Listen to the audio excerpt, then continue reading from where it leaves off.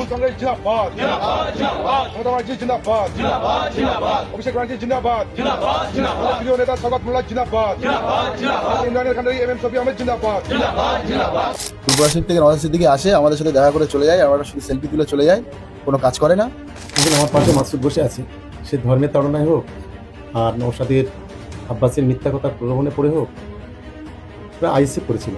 তাই আজকের মমতা বন্দ্যোপাধ্যায়ের উন্নয়নে সামিল হওয়ার জন্য অভিষেক বন্দ্যোপাধ্যায় সেনাপতির যে লড়াই বাংলাতে, আজকের ও আমাদের দলের সঙ্গে কাজ করবে, ও এসেছে আমার কাছে। আইএসএফ এর অঞ্চল সভাপতি ছিলাম, আজকে আমি টিএমসি জয়েন করি। এই মুহূর্তে সবথেকে বড় খবর, ক্যানিং পূর্ব বিধানসভার অন্তর্গত শাকশহর এলাকা থেকে আইএসএফ এর অঞ্চল সভাপতি মাকসুদ মোল্লা ওরফে রাজা শওকত মোল্লার হাত ধরে তৃণমূলে যোগ দিলেন। তৃণমূলে যোগ দেওয়ার পরে নওশাদ সিদ্দিকীর বিরুদ্ধে বিস্ফোরক অভিযোগ তুললেন আইএসএফ এর অঞ্চল সভাপতি মাকসুদ মোল্লা। তিনি বলেন, ফুরফুরা থেকে নওশাদ সিদ্দিকী ভাঙড়ে সেলফি তুলতে আসেন, সেলফি তোলা হয়ে গেলে নওশাদ সিদ্দিকী আবার চলে যায় ফুরফুরায়। রীতিমতো নওশাদ সিদ্দিকীকে তীব্র ভাষায় কটাক্ষ করলেন আইএসএফ এর অঞ্চল সভাপতি মাকসুদ মোল্লা। মঙ্গলবার সন্ধ্যায় ভাঙড় 1 নম্বর পঞ্চায়েত সমিতির সহকারী সভাপতি এম শফি আহমেদের সঙ্গে শওকত মোল্লা দলীয় কার্যালয়ে গিয়ে তৃণমূলে যোগ দিলেন। এই মুহূর্তে শওকত মোল্লার কি বক্তব্য এবং আইএসএফ থেকে তৃণমূলে যাওয়ার পর মাকসুদ মোল্লা তিনি কি বললেন শোনাবো আপনাদেরকে। পাবলিক বাংলা। সালে আমরা আবেগে পড়ে নওশাদ সিদ্দিকী ধর্মীয় ভাবাবেগ একটা কাজ করেছিল, সেই হিসেবে আমরা আইএসএফ করেছিলাম। এখন চারিদিকে দিদির উন্নয়ন তো দেখিনি, এবং আমাদের আরও একটা ছেলে 4টে 5টা 10টা করে কেস খেয়েছে। পূর্বাসীর থেকে নওশাদ সিদ্দিকী আসে, আমাদের সাথে দেখা করে চলে যায়, আমরা শুধু সেলফি তুলে চলে যাই, কোনো কাজ করে না। আর টিএমসি ছাড়া আমাদের দাদা আছে, আমাদের দাদা ছাড়া কোনো এখন গতি নেই। আইএসএফ থেকে তৃণমূলে যোগ দিলেন। আইএসএফ থেকে আমার টিএমএ ছিল, আপনি কি দায়িত্ব ছিলেন? আইএসএফ এর অঞ্চল সভাপতি ছিলাম, আজকে আমি টিএমসি জয়েন করলাম। আপনার পাশে যিনি রেস, তিনি কি আপনাকে ভয় হতে দেখিয়েছেন? না, কোনো ভয় দেখায়নি। আমি নিজের ইচ্ছায় মনে হয়েছে যে শুভদা যে উন্নয়ন করছে অঞ্চলে, সেই উন্নয়নের পরিপ্রেক্ষিতে আমি এসেছি। বিরোধী করলে যে কোনো কাজ হবে না। দেখুন, আমার পাশে মাকসুদ বসে আছে। 2021 সালে ওরা, সে ধর্মের তাড়নায় হোক আর নওশাদের আব্বাসের মিথ্যা কথা প্রলোভনে পড়ে হোক, ওরা আইএসএফ করেছিল।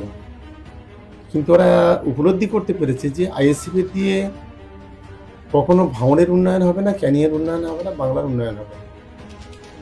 আর আইএসএফকে দিয়ে কোন সাম্প্রদায়িক দাঙ্গাবাজ বিজেপির বিরুদ্ধে যে লড়াই, সেই লড়াইয়ে আইএসএফেরও কোনো ভূমিকা থাকবে না, এটা উপলব্ধি ওরা করতে পেরেছে।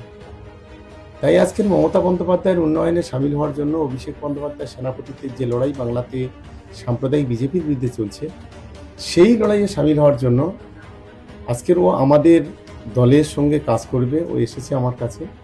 আমি ওয়েলকাম জানাচ্ছি, ওকে ধন্যবাদ জানাচ্ছি যে এই ধরনের যুবক ছেলেরা যদি সংঘবদ্ধ হয়, সেই এলাকার যেমন পার্টি শক্তিশালী হবে, সেই এলাকার উন্নয়নও আগামী দিনে শক্তিশালী হবে। তাই আমরা দলের পক্ষ থেকে অভিনন্দন জানাচ্ছি যে সঠিক সময়ে ও সঠিক সিদ্ধান্তটা গ্রহণ করছে। এবারে দেখা যাচ্ছে শুধু ক্যানিং বিধানসভা বলে না, ইতিমধ্যেই ভাঙড় বিধানসভাতেও বিধানসভা নির্বাচনের আগে বারবার আইএসএফ সমর্থক কর্মীরা তৃণমূল কংগ্রেসে যোগ দিচ্ছেন। এই যে আইএসএফ এ ভাঙন, কি বলবেন? দেখুন, গত 5 বছর আগে যদি আমরা দেখি, এই আব্বাস বলি, নওশাদ বলি, যে ধরনের প্রতিশ্রুতি ভাঙড়ে দিয়েছিল, বলেছিল মেডিকেল কলেজ তৈরি করে দেবো, রাস্তা করে দেবো, ব্রিজ তৈরি করে দেবো, কালভার্ট বানিয়ে দেবো, ছেলে মেয়েদের হাতে খাতা কলম তুলে দেবো, ঘরে ঘরে চাকরির ব্যবস্থা করব, সরকার